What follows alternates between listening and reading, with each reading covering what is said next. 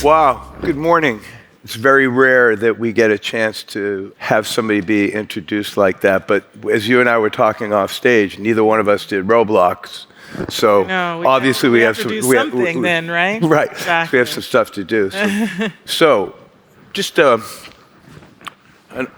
opening question for you. Why did you come to this event? That's a great question. Yeah.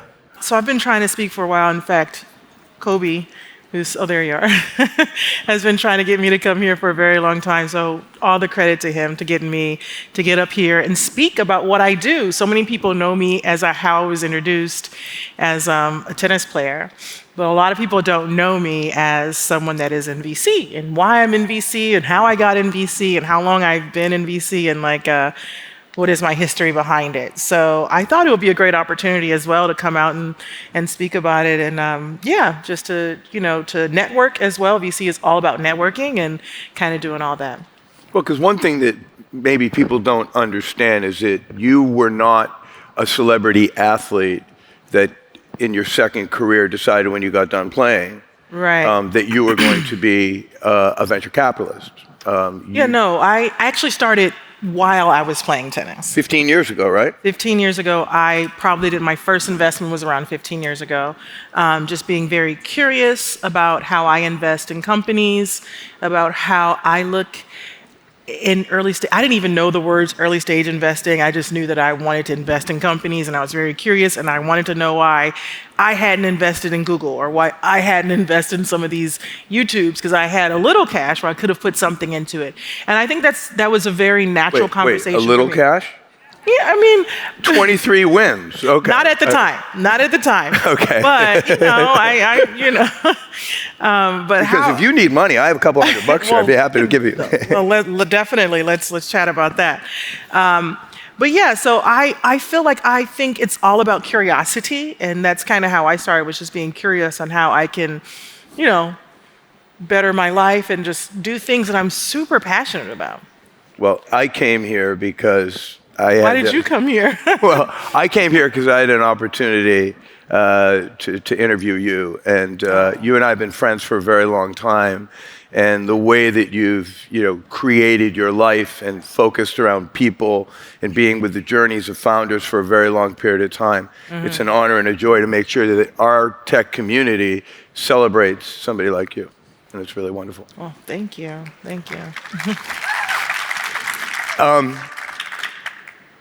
You could have done anything you wanted. Yeah. Okay? We use the word very, very sparingly, the word GOAT, the greatest of all time. It's amazing to do something in your life where you're the best of everything that's possible to do. So as you thought about what lay ahead, why did you choose investing in early stage companies, venture capital, things that are hard, darn hard? I think in a way it kind of chose me. Like I said earlier, I just got really curious about how I am able to invest in some of these companies. And I think it was at a time where technology was affecting the way we live our lives as we know it. Like the way we interact, whether it's on social media, this is all before social media happened, right? So it was just about, wow, this is impacting our day-to-day. This is impacting my future. I don't even remember life before a lot of these technologies. So I have an opportunity to invest in that.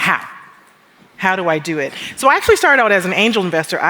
There was no Serena Ventures, there was no outside capital, there was none of that. It was just like, oh, I get to invest in that. And it was fun. I tell you, I loved it. It was a lot less stress, and it was great. So the Serena Ventures actually came about when I was at a conference, and I learned that less than 2% at the time of all VC money went to either women and even less to people of color. And for me, I thought that was fake, and I think everyone's reaction should have been that way. And I thought someone had misspoke on stage, and turns out that wasn't the truth. And I said, you know what? I have a really unique platform. I love doing this. There has to be a way that I can use my platform to really talk about investing in people that look like me, also investing in women and having the way that change. I thought about it this way, though. I thought the biggest way to change that was to be the person changing who's writing the checks, because that's how you really affect change. And so I wanted to build a team, and I actually built this team for over 4 years where we went out to raise capital. I got, I think, about 15 unicorns, some decacoins under my belt before we went out to actually raise capital, because I like to win. If anyone doesn't know that, I'm a terrible loser. And I, like, you know, when you're used to being good at something, when you're used to being the best, you also know the time that you have to put into it. And so that's what I did. For 4 years, we just built a team, we built track record, we built getting to know founders, we built cadence, and then eventually we started Serena Ventures, which was something that invests in everyone. You know, it doesn't matter what you look like, it doesn't matter where you've come from, but it also enables people behind the scenes. It enables people who are writing those checks as well to just diversify that too. We also understand that being a tennis player, it's lonely, right? It is. I mean, you have a coach, you have people around you, but at the end of the day, it's up to you to perform. And you spend a lot of your time alone. And one of the things that you and I have talked about often is founders are very much alone as well. And having somebody who has been through the game that you've been through, which is why venture capital is so hard for so many venture capitalists, because they don't understand what that journey of a founder is like. And it's lonely. There's nobody really to come and talk to all the time. They have investors, they may have people on their team. But having somebody like you who's performed at the highest level, yet has had to do it alone, I would think would be incredibly valuable with founders. So maybe just talk for a second about the relationships that you've tried to develop with founders that may be unique to you versus other venture. Well, I feel like when you're a founder, in particular with a startup, it definitely takes a lot of time and a lot of hours that people do not see you putting in. People don't see all the hard work, all the dedication, and it, you know, very much similar to as being an athlete. No one sees those, you know, 100,000 hours that you're putting in order to be good at something. And the same thing goes back to founders. No one sees all the time they're using when they come up with the idea, to prove the idea, to figure out, will this idea work, and how to elevate that idea in the right way. Obviously, you know, there's you meet LPs, you meet other VCs that can actually put money into that, but it's really just diving into the mind and diving into the mindset of, like, it's lonely, and it can be lonely, and I lived that my whole life of just party of one. You know, a lot of fun, I'll tell you, party of one, but still it was party of one. But just really being a part of a team, and as a firm, we really make our founders feel like they're no longer one. You know, they are part of the team. They can call us, they can rely on us. And when I say us, I mean literally me. You know, the founders that we work with, they have a direct call to me if needed. And I think it's really unique to have that opportunity. So there's been a lot of celebrities, as we talked about, who have set up firms. You obviously did this, you started a long time ago, but you're not doing other things. One question that people ask often of me, because they know I know you, is how much time is Serena really spending building a firm and investing and helping founders? And the answer is? Well, this is what I do. Whether I'm here today or whether I'm at home in Florida, my everyday is built around what I do in VC, what I do with our founders, what I do looking at companies, what I do doing due diligence, what I do finding new companies for us to invest in, talking to other VC people. Like, VC is literally, it takes over your world, it takes over your life, right? And so it's something that you have to do at all times and every single day. And really are no days off. And so for me, I feel like that's a question that, you know, I always get asked, because a lot of people, I actually do not like the word celebrity, because when I think of what I do in VC and when I think of how I invest and I think of my time, I'm not using it like a traditional celebrity fund where you use your name and, you know, which is great, nothing against that, you know, I'm all for that. But that's not our approach at SV. Our approach is just, my approach is really just to dive in there, to roll up my sleeves, you know, and to be in there with the founders, to talk about, you know, listen, this is what you're doing. I have a unique look. Obviously, I'm not great at everything. I mean, that's why I have my team and my partner, but my specialties that I do dive on is building the brand or talking about, getting into the mindset of how to be successful or how to make it or how to stand out and how to be different. And so, it's something that I work on every single day. And just a quick example is, I remember one year, and this is well before I retired, just walking out on the court to Wimbledon. I was going to court one because that's a long walk. And I remember having my racket bag on my back and just taking this long stroll going out to court one, and my partner calling me and me taking the call and me being on the phone talking. Your venture partner. Yes, my venture partner at the time calling me and me taking the call and explaining to her why we have to do this deal and we have to win this deal and the ins and outs of it. And meanwhile, I'm walking out for a singles match. It would be different if it was a doubles match. Yeah. Talking about a full-on singles match. Thankfully, I won. But that kind of answers your question on how involved I am. You can't, another thing, you can't really be doing something unless you go all out. If you want to be successful at something, you have to spend a lot of time on it. And also have a great team around you and building a team that understands the time that you can spend on it and you can dedicate on it. And so that's kind of my approach on it. I'm very intense. I love hard and I work hard. So that's kind of how I do. I love that. Think about that the rest of your life. Love hard and work hard. So one question then is, you chose a sport in venture capital that's hard, okay? And there were a lot of easy ways out for you to take your star power, your gravitas, make money, just be more powerful in the world.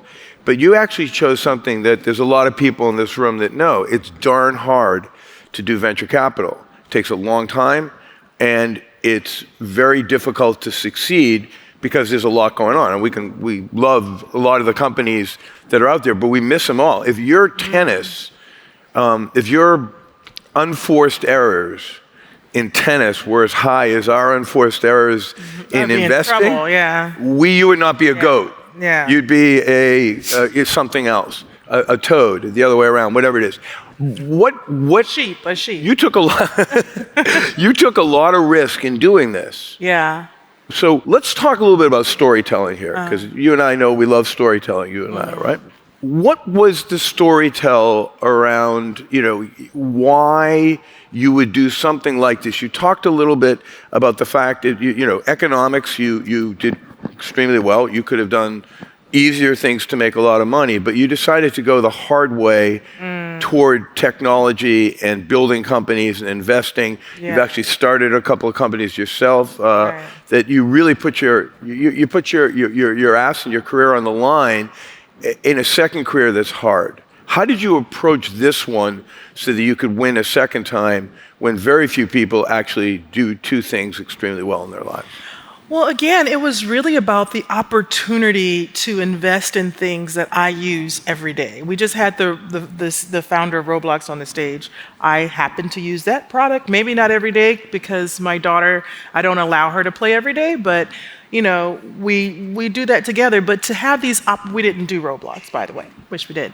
But to have these opportunities are very unique. To me, like when you think about the era when I may or may not have been born, that wasn't happening, right? We didn't have those types of opportunities. We are living in a world where we're reshaping things. And we're in that era now, again, with AI. Like it's really reshaping the way technology is being done, the way our world revolves, the way things happen in our everyday lives. And so there's no greater thing to do than to be a part of that. For me, it's a no-brainer. Yeah, it's hard. I'm not afraid of hard work. I've worked hard my whole life. I happen to choose tennis, which is a very hard sport. Anybody can play basketball. That is so bad. Anyone can shoot, right? Especially in this day, yeah. That's why I used it. But tennis is a hard sport, Yeah. So it is, so I kind of love a challenge. And it is definitely different because for me, I think the one thing that I had to kind of wrap my mind around and get used to was the fact that you are going to lose a lot. And it's like, wait, no, I don't like that. But VC is, and especially because we do early stage, and what that is really just about understanding that you're gonna swing and miss. Even though it might be great, it might be something that's amazing, you will still swing and miss. You did your due diligence, you did everything you're supposed to do, and you could definitely miss. And so for me, that is the hardest part. The hard work is different. Like, I enjoy that. I enjoy, just getting in there and just being a part of it. But the swinging and missing is something I'm still trying to understand.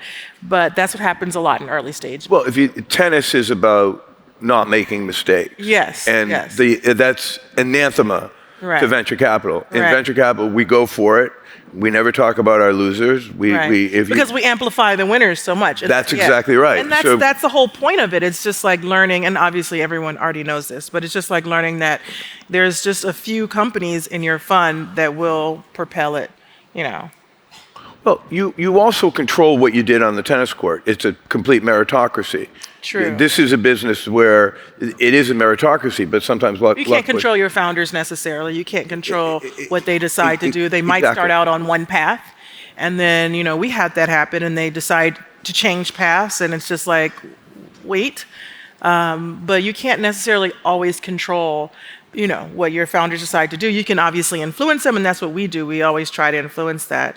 And we've done a good job with just being very collaborative with who we invest in, and really just being a sounding board. And, it's definitely not all about me. It's really about having a great team and working with a great team. And as a team over at SV, it's really just letting our founders and our portfolio companies understand that we are here for them. And we're here to support them, and whatever we can do to do that is what we lean into. Personal question in front of a few of our friends. Your husband just hit one of the great home runs in venture capital history. Right. Reddit is an extraordinary company. So you live with a founder, so to speak. You didn't invest in it, but I guess you got the benefit of it. What do you learn from your husband in terms of what it took? Very long time to build a business like that with a great exit. But you obviously saw that while you were starting your venture career. What do you learn from a founder and how difficult it is as a life of a founder, because you live with one? My husband, Alexis Ohanian, if you don't know him, is, I think, the best VC investor there is. And for me to be able to learn what he does, and we keep everything very church and state. Like, we do not, I do not, cross over to his realm. One day, that would be amazing. But, sometimes when he's having a call at the house, I definitely listen in because, I'm like, okay, what can I learn? Okay, yeah, I got it. What are we invested in? Gotcha. I'm not foolish. But to see what he's done, obviously, with creating Reddit has been just remarkable. And obviously, that was a long play. But again, what we were talking about, shaping how people actually live their lives. And people now, you ask a question, they live their lives. Their lives are answered, millions, billions of people through Reddit. And to know that that's what he started is incredible. But beyond that, if I may, what he has done for women's sport and investing is what we need behind. Women need someone like an Alexis to believe in them, whether it's in what I do in VC or what he does, but what he's done behind women's sport. He started a whole movement of billions and billions and billions of dollars of other people starting to invest because of what he did. And so seeing that he continues to make change and he continues to amplify not only just women's sport, there's TGL, men's sport, like what he does, and just seeing an opportunity that nobody is looking at and nobody is thinking about is priceless. And that's my day to day. I get to live with the GOAT of investing and talk about him. I'm like, how does he answer questions of how much time he spend on this? 28 hours a day. Literally, he's working. And for me to firsthand see what it takes to be good, and or to be in his great in that realm, it's priceless. It's kind of like reminds me of what I did in my tennis career. I watched the best. I watched growing up Steffi Graf, Monica Seles, and as I got older and played with Roger, I watched Roger. I didn't really too much tune into anyone that was on my level. I just watched people that are way better than me. Best men tennis player of all time? On paper, it's Djokovic, right? It depends. You want to go with data? That's what we do. He's not on stage, though. You are, right? We go with data. Like, should we invest in this company? Well, what does the data say? So I don't think anyone would argue that Roger's amazing, and I definitely wouldn't. He's always been my favorite. But on paper, Djokovic has won more slams, so it depends on how you rate it. But I just feel like that has been having an opportunity to work with the best and be the best will create and help you understand and be really good as well. And now back to me. Hello. Yeah. I got so distracted. No, but I think that how much we all learn from being around spouses or others who are doing. But I learn a lot from you, and I feel like our calls that we have on Zoom, and it's really just about taking my hand and helping me and showing me different things, and I love that. You were supposed to commend me for how much I helped you in your tennis career, not venture capital.